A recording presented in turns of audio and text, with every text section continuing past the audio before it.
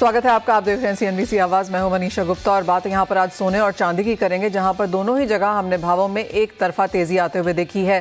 सोने की जहां तक बात है तो यहां पर $2900 पर आउंस के ऊपर के स्तर निकल चुके हैं, जो कि ऑल टाइम हाइज हैं। भारतीय बाजारों में जिस तरह में रुपए में हमने डिप्रिसिएशन आता हुआ देखा है, उसका असर भारतीय प्राइसेस पर भी है, जहां पर सोने के प्राइसेस ऑल टाइम हाइज लगातार बनाते हुए नजर आए हैं। तेजी यहां पर चांदी में भी है, जहां पर अंतर्राष्ट्रीय बाजारों में भाव हमने 4 महीने के हाईज पर देखे और भारतीय बाजारों में यहां पर तेजी के साथ कारोबार बनता हुआ नजर आया है। ऑल टाइम हाई से बहुत ज़्यादा दूर नहीं है प्राइसेस। ऐसे में चलते जो शादियों का सीज़न है और इस हफ्ते तो वैलेंटाइन भी है, इन सब के चलते किस तरह की खरीदारी हमने ऑन ग्राउंड आते हुए देखी है, क्या लगते हैं प्राइसेस आगे जाते हुए और क्या करें कंज्यूमर, इस पर करेंगे चर्चा। इब्जा के प्रेसिडेंट पृथ्वीराज कोठारी हमारे साथ हैं, साथ ही साथ जुड़ेंगे पेस 360 के को-फाउंडर अमित गोयल। चांदी पर बात करेंगे, हमारे साथ होंगे अनमोल ज्वेलर्स के CEO Kishore Ronwal and silver emporium के चेयरमैन कांति मेहता। आप सभी का कार्यक्रम में स्वागत है। शुरुआत पहले चांदी के साथ यहां पर करना चाहेंगे, क्योंकि तेजी यहां पर भी है। ऑल टाइम हाई से काफी दूर चांदी लैग करती हुई नजर आई है सोने के एंथुजियाज्म को, लेकिन यहां से रुपए की डिप्रिसिएशन के चलते और क्योंकि ऑल टाइम हाई भारतीय बाजारों में हमने आते हुए देखे हैं, चांदी को लेकर अब क्या सेंस है, पहले वो जानते हैं। किशोर जी, एक तरफा तेजी है यहाँ पर चांदी में भी, बेस मेटल्स अच्छा किए हैं, जिसका फायदा अब चांदी को उठाता हुआ हमने देखा है। ज्यादातर ग्लोबल बैंक्स एंड ब्रोकरेजेस मांगते हैं कि इस साल $35 से $38 प्रति आउंस की तेजी हम देख सकते हैं। कुछ बैंक्स का तो $40 का भी कहना है, लेकिन आपको क्या लगता है, जिस तरह की अनसर्टनिटी है, सेफ हेवन बाइंग भी है, जियोपॉलिटिकल टेंशंस भी हैं, इन सब के चलते चांदी आपको कहाँ जाती हुई दिखती है? अभी अगर थैंक यू मनीषा जी, अगर गोल्ड की रैली देखे तो silver is going steadily, still rally is not started. Very 4000 की तेजी इंडियन मार्केट्स में आई हुई है। तो ये रैली हमेशा जब सोना बढ़ता है तो चांदी भी बढ़ती है, तो ये रैली आने वाली है। और मुझे लगता है कि कमिंग डेज में एज प्रिडिक्टेड 35 का तो जो आउंस का जो लेवल दिखता है, वो मिला के 1,20,000 के आसपास चांदी टच होनी चाहिए। ये रैली 100% चांदी के साथ भी तेजी पकड़ेगी। काफी लोग मानते हैं कि लाख रुपए के लेवल्स हम यहाँ पर फिर से निकालता हुआ देखेंगे। किशोर जी, आप वो कब तक होता हुआ देखते हैं? कई लोगों ने इस साल को 2 हिस्से में बांट दिया है, first half and second half, कैसे देखते हैं आप उसे? अभी अगर आप देखें तो इंडियन मार्केट्स में 98,500 तो चांदी आ चुकी है, जो फिजिकल रेट्स में देखा जाए तो 1 लाख तो कहीं दूर दिखती नहीं है। अभी तो एक जंप होगा और 1,02,000 के आसपास तो कमिंग डेज में may be a week we will see silver touching 1,02,000। तो I don't see within March, I see a very good high rally और 1,20,000 के आसपास चांदी टच होनी चाहिए। किशोर जी, साथ ही साथ ये हफ्ता ऐसा है जहां पर हम शादी की खरीदारी तो अभी भी आता हुआ देख रहे हैं, शादियां पीक पे हैं यहाँ पर, और ये वो भी समय है जब लाइट वेट ज्वेलरी अच्छा करती है, क्योंकि वैलेंटाइंस है, खरीदारी का मौका लोग ढूंढते हैं और वो बनता हुआ नजर आ रहा है। सोना इतना ज्यादा हाई है, क्या चांदी ज्वेलरी की तरफ लोगों का रुझान बढ़ा है? सोने के भाव बढ़ने से सिल्वर ज्वेलरी का market is picking up. Light weight silver jewellery is getting a very big boom. Silver jewellery market is at very high demand. तो अभी अगर देखा जाए तो चांदी का जो ज्वेलरी का मार्केट है, it is going very good. And अगर सोने के भाव से अगर कंपेयर करें तो everyone prefers silver to buy. तो इसके हिसाब से I think silver jewellery market is going to boom in coming days. और 100% jewellery of silver will do good. Alright, prices में तेजी है, लोग लाइट वेट अपने बजट के अंदर कुछ ढूंढ रहे हैं और चांदी की ज्वेलरी यहां पर जोर शोर से काम कर रही है। कांति मेहता जी, आप कैसे देखते हैं चांदी का बाजार फिलहाल? सिल्वर का मार्केट अभी ऑल टाइम हाई नहीं है और बढ़ने के बहुत ज़्यादा चांसेस है। चांदी के अंदर तेजी अभी बनी नहीं है और आई भी नहीं है। अभी वैलेंटाइन डे के हिसाब से सिल्वर की ज्वेलरी के अंदर बहुत अच्छा खरीदारी है, लेकिन सिल्वर आर्टिकल्स के अंदर अभी खरीदारी नहीं है भाव बढ़ने से। और सोने का साथ में प्रेशर के हिसाब से चांदी में भी इतनी ग्राहकी कस्टमर की सब परचेजिंग बहुत ही कम है।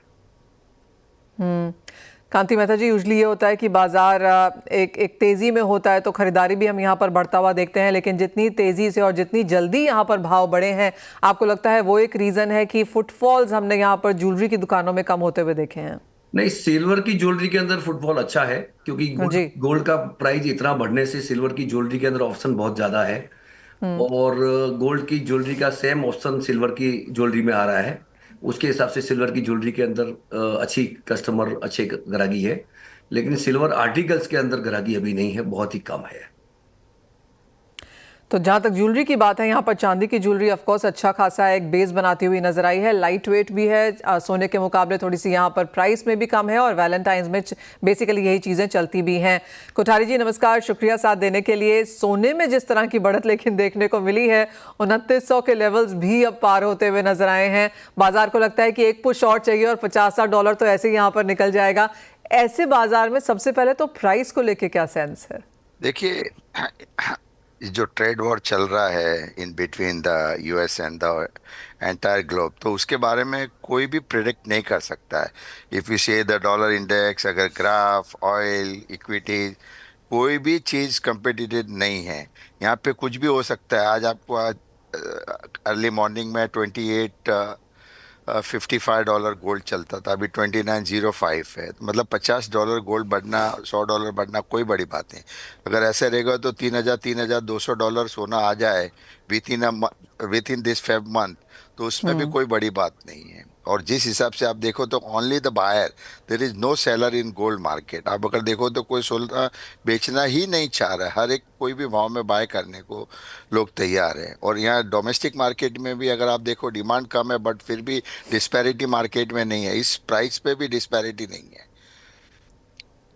तो इस हिसाब से मुझे लगता है कि कहीं ना कहीं डाइजेस्ट हो गया है कि अगर सोने के अंदर लोगों ने ये दिमाग बना लिया है कि ये यूएस चाइना का ट्रेड वॉर में सब लोग पीस रहे हैं उसके अंदर, और खास करके बेसिकली एक ही आइटम चल रही है, सिर्फ वो गोल्ड चल रहा है ना। आप देखो बेस मेटल में भी नहीं है, तो दूसरा प्लेटिनियम, पैलेडियम, सिल्वर, कोई भी आइटम उसके मुकाबले में नहीं चल रही है। सिर्फ गोल्ड है कि उनको हेज करके रख रहे हैं कि कहीं पे भी अगर यूएस डॉलर के अंदर कुछ होता है तो उसको सेफ के लिए हम गोल्ड बाय करके रख रहे हैं। तो एक हेजिंग इंस्ट्रूमेंट गोल्ड क्या हो गया। तो 3200 भी बड़ी बात नहीं है, क्योंकि मैं स्टार्ट से कह रहा हूँ कि ये $3000 भी गोल्ड आएगा तो इन वेतन आप सोते सोते में ही गोल्ड आ जाएगा $100 की तेजी। तो ऐसे ऐसे चल रहा है गोल्ड का प्राइस। तो इससे फिजिकल मार्केट काफ़ी इफेक्ट कर रहा है। अगर आप देखोगे तो फिजिकल के अंदर अब इतना बड़ा रिस्क हो गया है कि हम कैसे माल बेचे। आज अब 1 करोड़ रुपए का अगर 1 किलो सोना होता है तो कैसे किसी को देंगे, कैसे लेके, it's a too much risk. आज 100 किलो हम गोल्ड इंपोर्ट, पहले हम गोल्ड टनों में इंपोर्ट करते हैं, अब 100 किलो की वैल्यू 100 करोड़ रुपया हो गई है। तो ये बहुत मुश्किल है इस प्राइस पे ट्रेड करना। और मुझे लग रहा है कि ये इस टाइम पे साइड लाइन में रहना मार्केट में काफ़ी अच्छा रहेगा। ना उसमें तेजी भी देखनी है, ना मंदी में भी जाना। अगर आप बेचते हो तो ऊपर जाता है, अगर खरीदोगे तो नीचे जाएगा। जी हाँ, प्राइस प्रिडिक्ट करना आज की डेट में करना ही नहीं चाहिए, बिकॉज जिस तरह से प्राइस मूव हो रहा है और जिस तरह से लोगों ने टारगेट्स दिए से उसके बहुत आगे सोना यहाँ पर निकल चुका है। अमित, मुझे याद है आपसे जब मैंने पिछली बार बात की थी, आपके बहुत हाई टारगेट्स थे और मैंने आपसे ये कहा था कि इसको ऑन एयर नहीं डालते हैं, बहुत अजीब लग रहे हैं ये टारगेट्स। लेकिन जिस तरह से यहाँ पर सोने में तेजी देखने को मिली है, और जैसे कोठारी जी अभी कह रहे थे कि एक नियर टर्म प्रिडिक्ट करना यहाँ पर बहुत मुश्किल है, एक डायरेक्शनल पुल करना भी यहाँ पर मुश्किल है। लेकिन हम सब ये बार बार बात करते रहते हैं कि 35-36 ट्रिलियन डॉलर यूएस का डेट है, 9 ट्रिलियन डॉलर की इस साल में उनकी मैच्योरिटी है। तो जिस तरह से ये नंबर्स हम यहाँ पर देखते हैं, कितना ही डॉलर इंडेक्स ऊपर जाएगा, और सोने में तो सेफ हेवन यहाँ पे आना ही है। अगर हम कंपेयर करें अक्रॉस एसेट क्लासेस तो एब्सोल्युटली सोना ही सिर्फ यहाँ पर चमकता हुआ नजर आया है। लेकिन जिस तरह की सिचुएशन है अमित, और क्योंकि आप बाजार की इतनी स्ट्रॉन्ग रिसर्च करते हैं, आपको क्या लगता है प्राइसेस कहाँ जा रहे हैं? मनीषा, मैं इस टाइम टोटली एक कॉन्ट्रेरियन हूँ। इनफैक्ट हाल में शायद पहली मर्तबा है कि मैं मीडियम टर्म गोल्ड में बेयरिश हो गया हूँ। ऐसा तो कई बार हुआ है कि मैं नियर टर्म गोल्ड पे बेयरिश हो गया हूँ, मगर चूंकि मैं लॉन्ग टर्म में I have been a complete bull in the last 6 years, पहली ऐसी मर्तबा है कि आज मैं लॉन्ग टर्म तो मैं अभी भी बुलिश हूँ, और मुझे अभी भी लगता है कि आने वाले 4 या 5 साल में जो है वो गोल्ड में हमें अभी और भी बहुत ऊपर के लेवल देखने हैं। बट जिस तरीके से ये तेजी बनी है, $2535 का भाव था 15 नवंबर के करीब, और 2580 तो जो है अभी दिसंबर में था, और वहां से जो है हम प्रैक्टिकली $325 बढ़ गए हैं। आई थिंक बहुत ज्यादा ओवर एक्सटेंडेड हो गया है। मुझे ना तो इस टाइम मैं गोल्ड पे बुलिश हूं, ना ही मैं सिल्वर पे बुलिश हूं। एंड आई फील कि investors should probably stay away from precious metals right now. और मैं अपनी जो है, जो हमने लॉन्ग टर्म पोजीशंस क्रिएट की हुई थी 5-5 6-6 साल से, हम उनको ग्रेजुअली जो है वो हम लिक्विडेट कर रहे हैं, अपने प्रॉफिट बुक कर रहे हैं। और हम लोग दोबारा तब तक नहीं खरीदेंगे जब तक ये फ्रॉथ जो है वो नहीं निकल जाता। आई थिंक ये फ्रॉथ बहुत ज़्यादा एक्सेसिव है, और ये इस वजह से हुआ है क्योंकि practically everybody is a buyer right now, और कोई मार्केट में बेचू है ही नहीं, पर्टिकुलरली गोल्ड में कोई भी बेचू नहीं है। तो ये एक बहुत बड़ा गैप क्रिएट हो गया है कि कोई सेलर आ ही नहीं रहा है। मगर आप और हम ये जानते हैं, हम 30 इयर्स से मार्केट में हैं, हम ये जानते हैं कि सूनर और लेटर जो हैं वो सेलर्स आ जाते हैं, या जो स्मार्ट बायर्स हैं वो पीछे हट जाते हैं। और वो ही मुझे लगता है इस बार भी होने वाला है। तो मैं सोने और चांदी पे अनफॉर्चुनेटली राइट नाउ मैं बिल्कुल भी बुलिश नहीं हूं। तो अगर आप near term positional long term trader हैं तो वो नंबर्स आपको यहाँ पर ध्यान रखने होंगे। वेल, इसी के साथ एक ब्रेक का भी समय है। बहुत मुश्किल मार्केट है, लेकिन इसके बावजूद भी भारतीय तो यहाँ पर सोना चांदी खरीदते ही हैं। तो अगर आप यहाँ पर खरीद रहे हैं, आपको हम बताएंगे कि हमारे एक्सपर्ट्स के पास आपके लिए क्या राय है। चांदी के प्राइसेस लगातार तेजी यहां पर छू रहे हैं, और सोने में तो हमने अनप्रेसिडेंटेड तेजी आते हुए देखी है। कोठारी जी, ऐसे समय में किसी को अगर ज्वेलरी खरीदनी हो, क्योंकि उस टाइम पे लोग प्राइसेस नहीं देखते और वैलेंटाइन पे भी लोग खरीदते ही हैं, तो उनके लिए आपकी क्या राय है? देखिए, मोस्टली अभी आपने देखा होगा कि हायर प्राइजेज में अगर आप ओल्ड गोल्ड सबसे ज्यादा एक्सचेंज हो रहा है। ओल्ड ज्वेलरी देख के नई ज्वेलरी का जो ट्रेंड है, क्योंकि ये हायर प्राइस में अगर आप मुझे खुद बोलेगा तो मैं भी नहीं नई ज्वेलरी ये प्राइस पे खरीदूंगा, क्योंकि ये प्राइस मुझे भी डाइजेस्ट नहीं हो रहा है।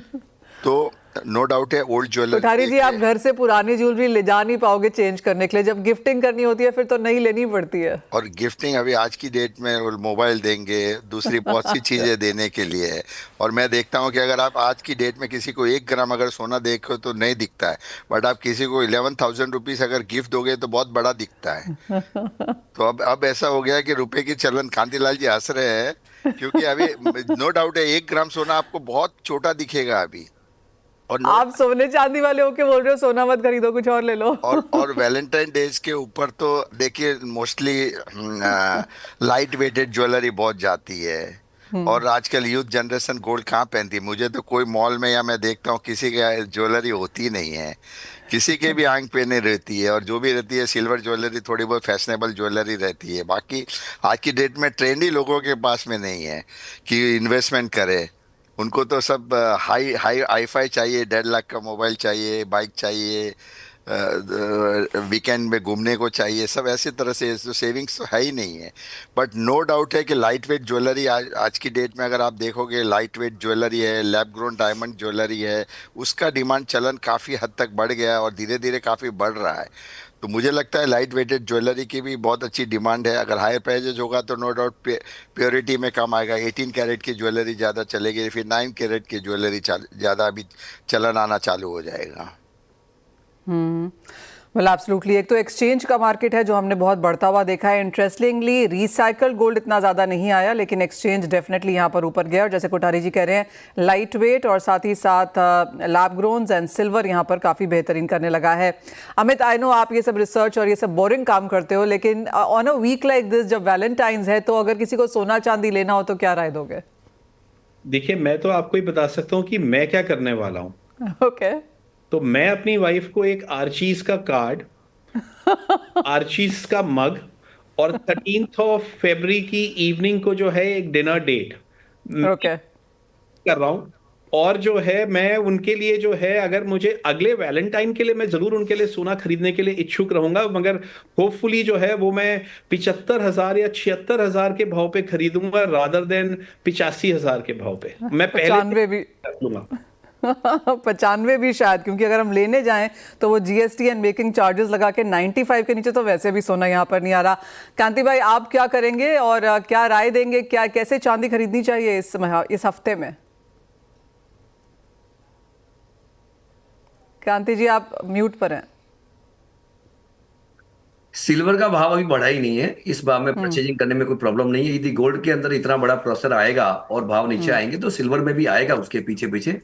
लेकिन जिस हिसाब से गोल्ड का भाव बढ़ा है उसके हिसाब से सिल्वर बढ़ी नहीं है, तो सिल्वर में परचेज करने में कोई प्रॉब्लम नहीं है। और वैलेंटाइन डे के हिसाब से सिल्वर ज्वेलरी में तो कोई प्रॉब्लम ही नहीं है, क्योंकि वो जो भी बच्चे आज के पहनते हैं वो यूज एंड थ्रो के हिसाब से पहनते हैं और उसमें बहुत ऑप्शन है, तो उसमें परचेजिंग करने में कोई प्रॉब्लम नहीं है।